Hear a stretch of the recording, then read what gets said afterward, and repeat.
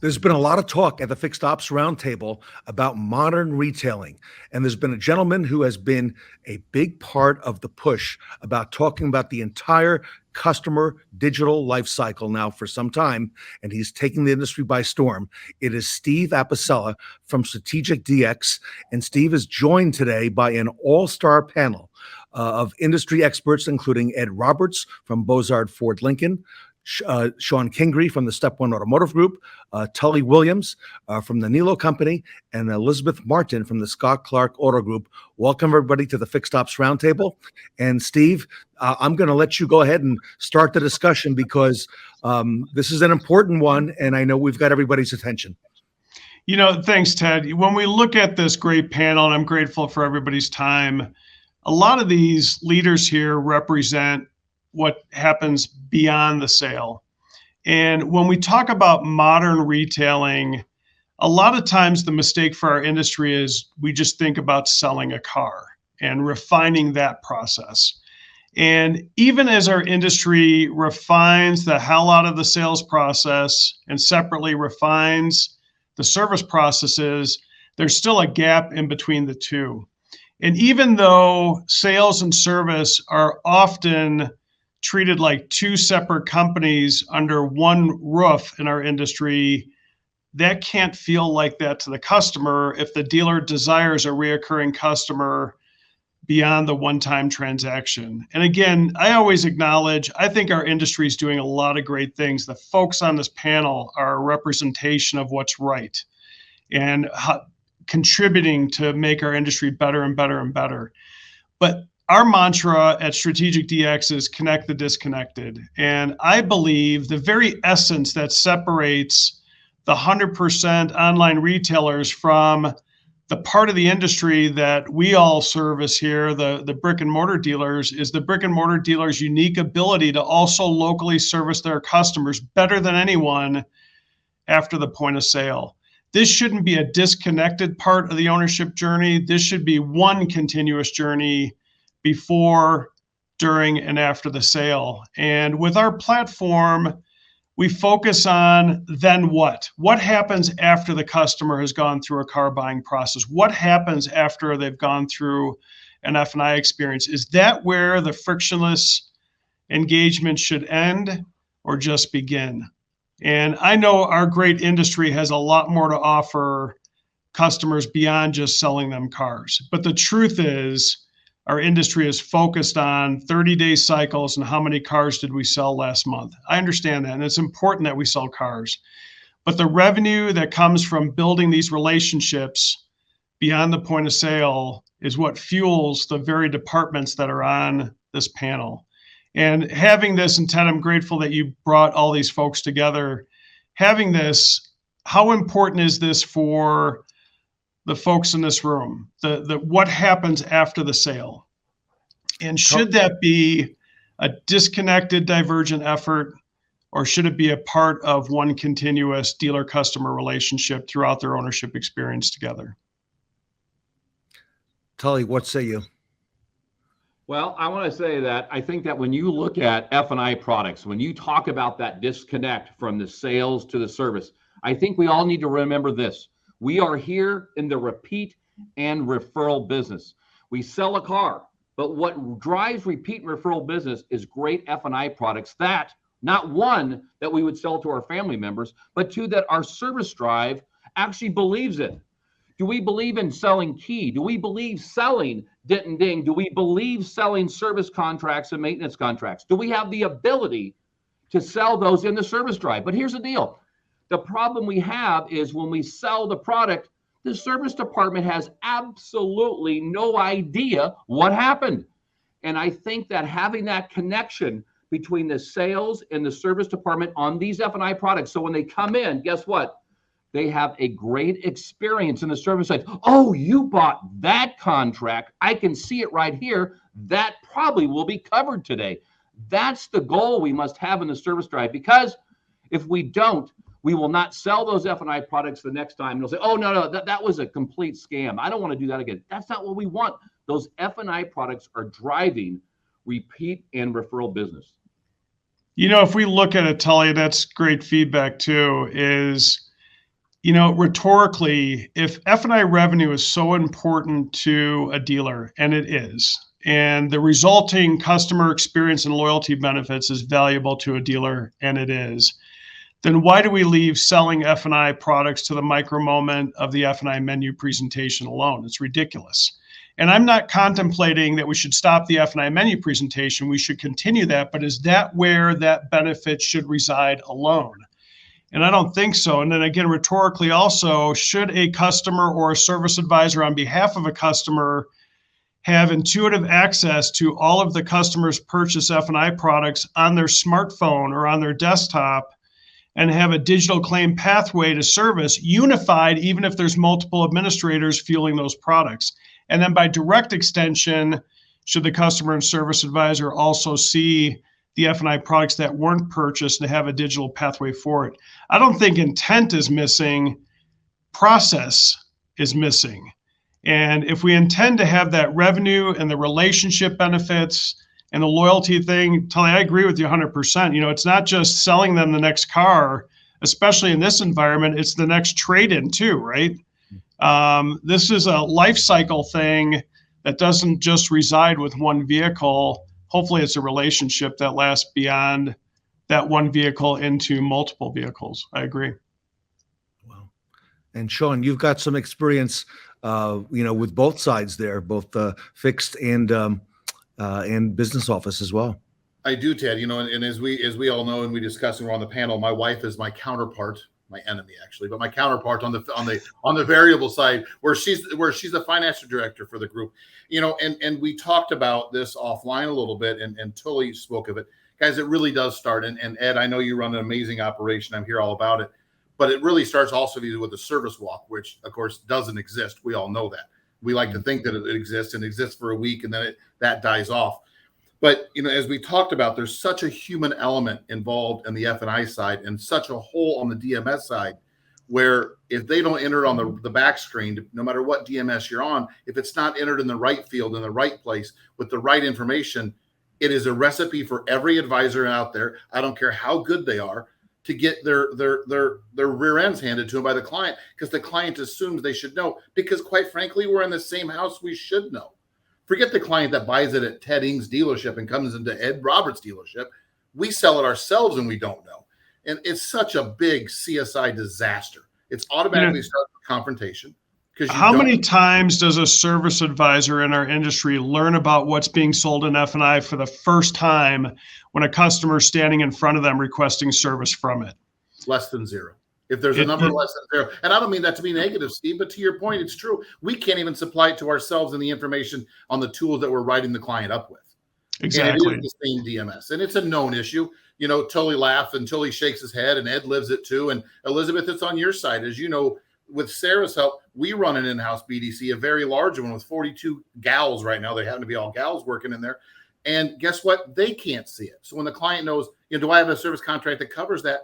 Guys, our own BDC doesn't have the answer from the initial phone call, from the initial set. It starts confrontational from minute one. Wow. When it should really be a golden opportunity, another retention moment. Mm-hmm. That when you can empower a service advisor or the BDC with that information like we do, and this leads to a topic that I want to make sure I don't miss today is, even though I contribute a digital solution, a dealer branded app for post-sales engagement, including F&I, including service, including digital communication, that is to strengthen the in-person engagement. I'm not the, lock the front doors and we have to do everything online guy. That's not what I believe. What makes our industry great is its people and its community involvement and its ability to service the customer locally after the sale. That is the differentiator. But the technology can help connect the disconnected parts to enhance those in-person engagements. Wow. Strong stuff. Elizabeth, you are running the BDC there at the Scott Clark Auto Group. I'm sure your staff encounters this type of thing every single day. Yeah, actually, you'd be surprised how a lot of customers don't even know the maintenance schedule. Like, they don't know about their service contract. They don't know about their extended warranty, the maintenance plan, what all it covers, when it expires, how often they can use it. And, it's kind of surprising to me because these people are spending a lot of money buying these contracts, yet they're not educated on how they can use it, and they're also oftentimes not educated like how often supposed to bring the car in for maintenance. I actually found a study out there that about 30% of customers are actually unaware about the vehicle service schedule, and like over half of them actually rely on the vehicle to tell them, or their dealership to tell them, hey, your car is due for service based on your maintenance schedule. And, that's where ServiceBC comes into play. We can call them and tell them, based on the driving history, based on the mileage, based on the time frame it's been, we can tell them that the car is due for service. And if they have questions about a maintenance contract that they purchased with us, we actually can pull that information up. We have access to that information, so we can tell them what all it covers and when they can use it and how they can use it. One thing, Elizabeth, that's good feedback also. One thing I want to dispel for people that believe if we educate customers, if we make this information intuitively accessible on their smartphone, that somehow that's going to cause problems with a reinsurance position, or it's going to drive up claims frequency and severity. The truth is, an educated customer does not do that. It makes a happy customer. It makes an engaging customer. But we do millions of claims in our platform every year. On our platform with transparency, we not only provide the digital claims pathway for a customer or service advisor on behalf of a customer, but we also educate them about what this is. The truth is, customers don't read their service contracts or warranties. They pack them away. And they never had time to read it in the F&I environment. But in our platform, shouldn't a customer be able to intuitively access that on their smartphone and be able to understand it and be happy with it and engage it with their dealer? And again, it does not create a negative impact to a reinsurance position.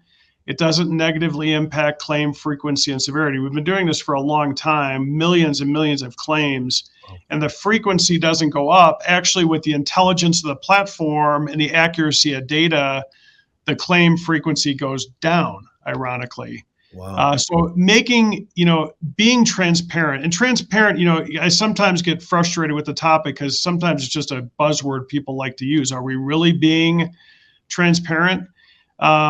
Being transparent doesn't create a negative financial impact. It creates a happier customer that drives more business.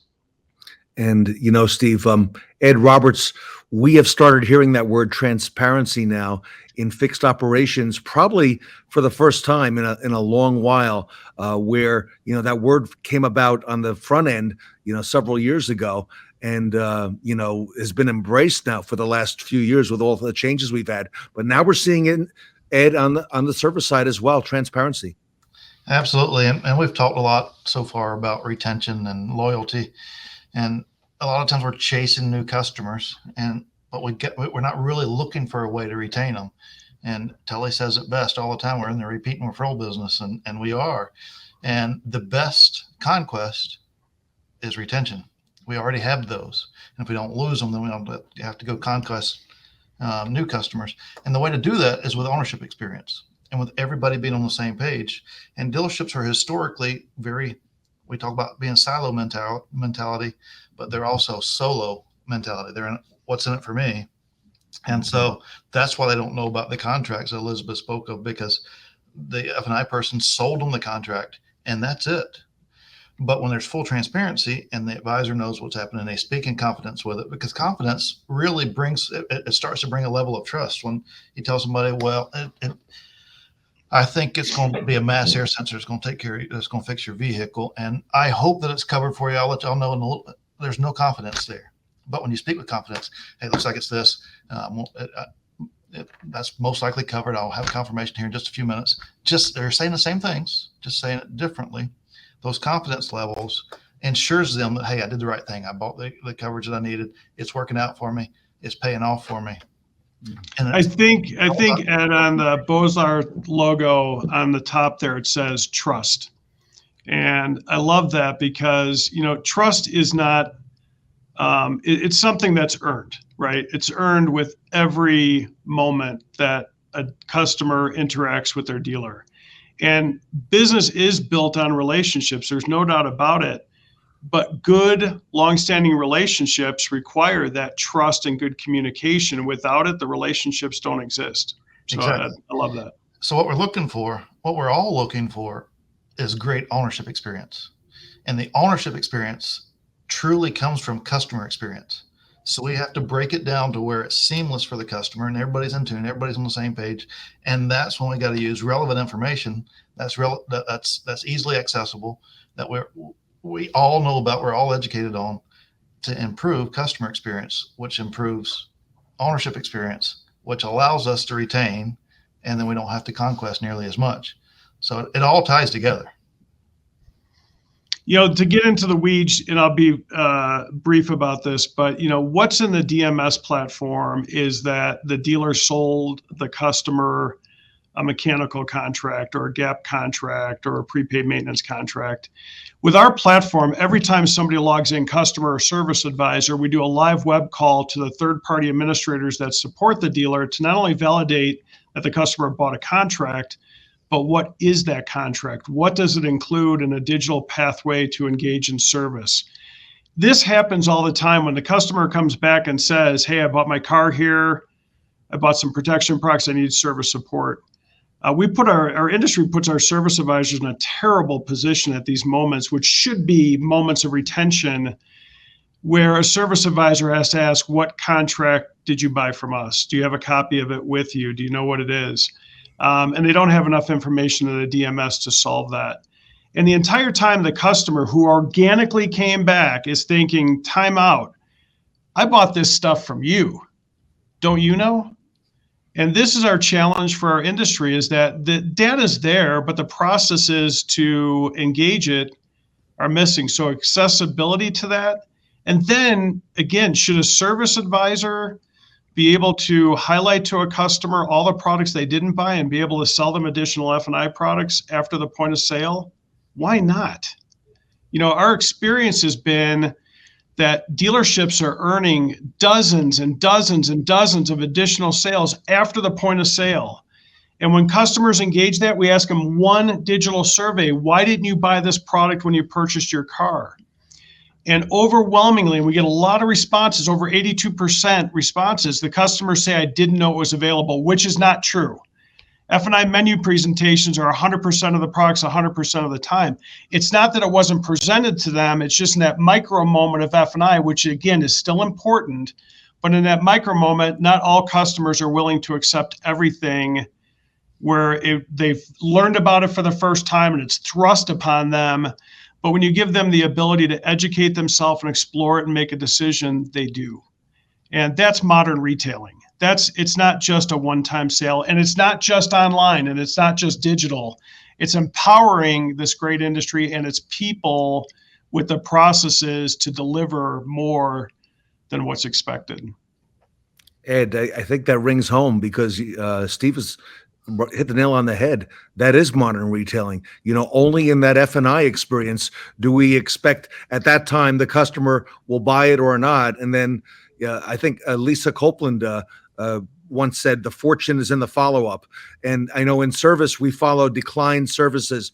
Tully talks about same-day selling, all right, the importance of that. But we follow up. And, that's really, a lot of that is not done. Absolutely. And that's why Tully tracks same-day selling, so he can track what's not selling as well and recommend not done. And that's our opportunity to chase after it. Because like Stephen said, when you're sitting there and you've went through all the process to buy a vehicle, at some point you're just ready to be done. And if you say no, you feel like you can make that transaction happen faster. Well, one of the things that we talk about in service is once we tell somebody what's wrong with their vehicle and we don't sell it to them and we don't follow up with them, we've gave them a shopping ticket to go anywhere else. And the same thing here. There may be some products that was presented to them in F&I, and if they don't pick it up then, maybe it resets the seed back in their mind, or the first time they need it and it's there, then they start looking for it themselves. And they're not looking for it with you. They're looking for it for what they can find online. So it's our opportunity to re-put that back out there in front of them, just like we do on the fixed op side of the business. It's our opportunity to tie those things together because we can't be silos in modern retail. We have to be in it together. Well, Tully, you've been talking about bringing this all together. You've been on the forefront of that for a long time, Tully. What do you think?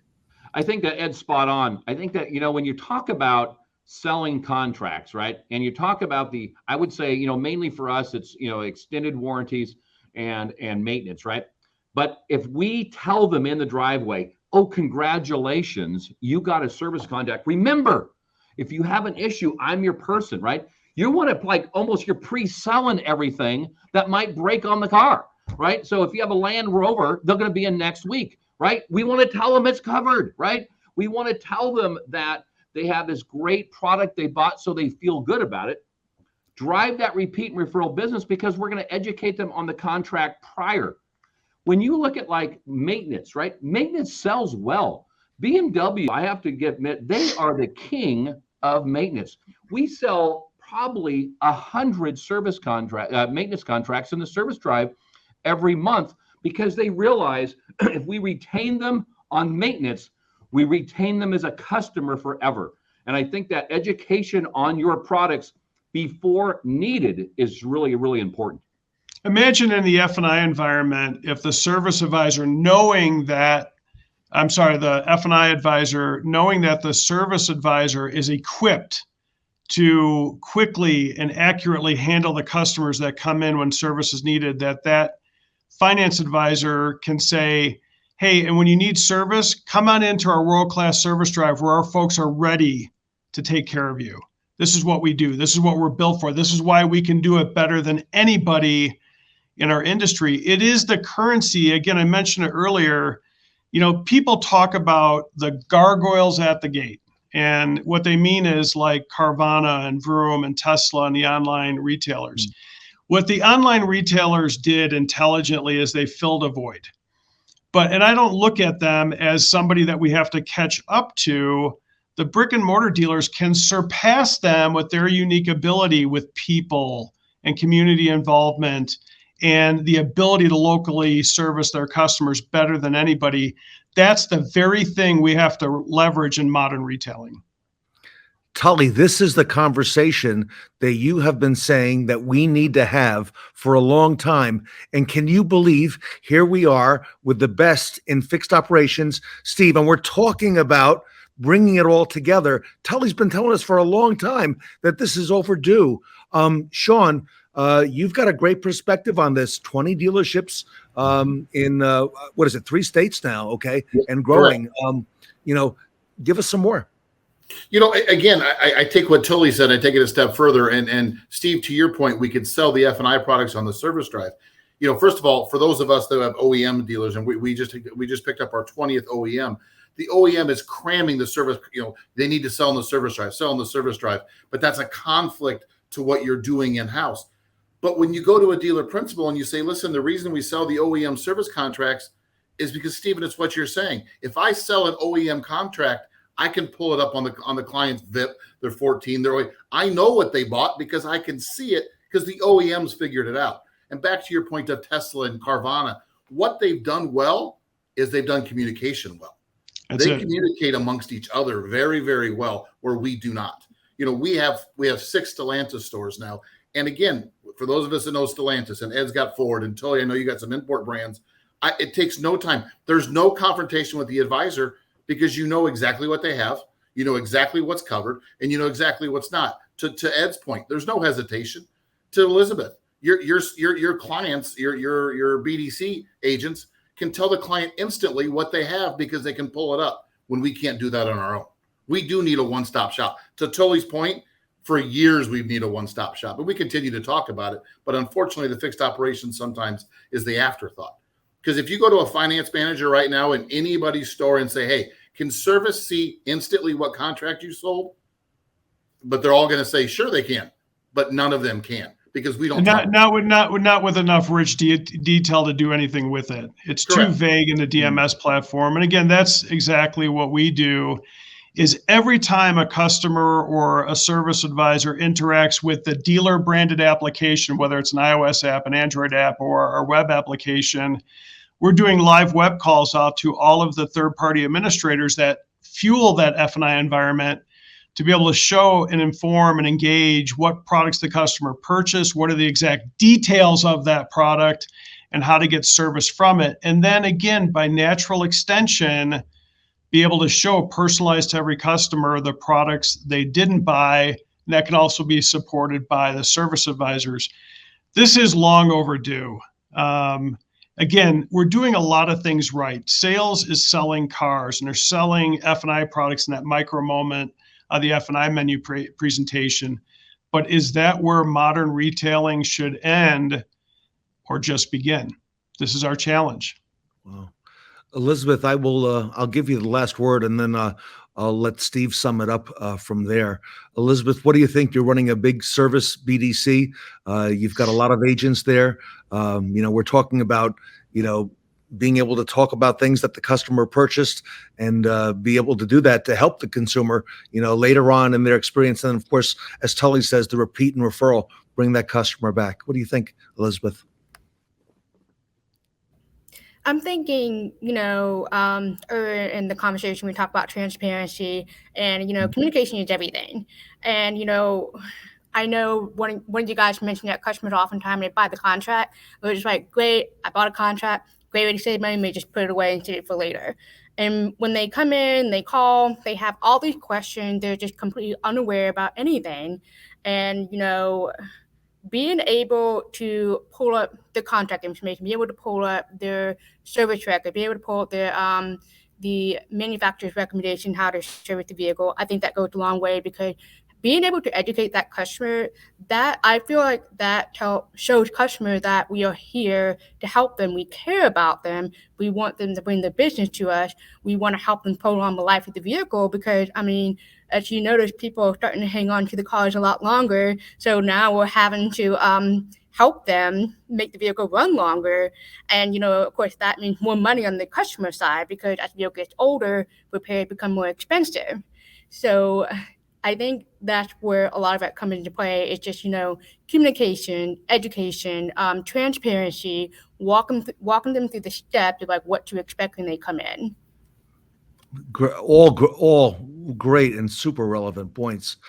Steve, what we're talking about now, though, is not just going to happen someday in the future. Steve, this is now, and you have this available today, and you are in a lot of dealerships. Tell us a little bit about that.